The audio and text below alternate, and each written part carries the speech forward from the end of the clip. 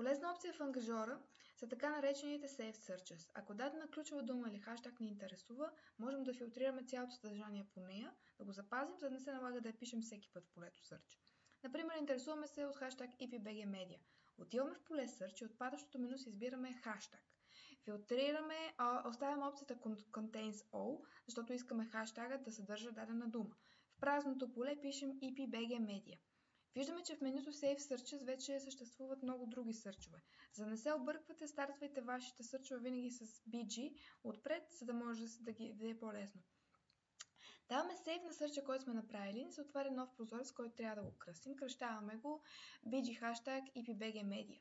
Не обръщате внимание, че вече ви се появява отдолу като съществуващо, това защото го тествах и се е запаметило.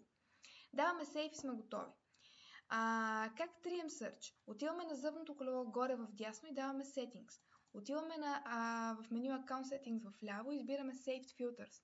Появява ни се целият списък по азбучен ред, търсим B като BG и трием Search или го едитваме. В дясно с хикса го трием или Edit. Като си свършите работата с филтрираните сърчове, триете ги, защото задръсват ангажора.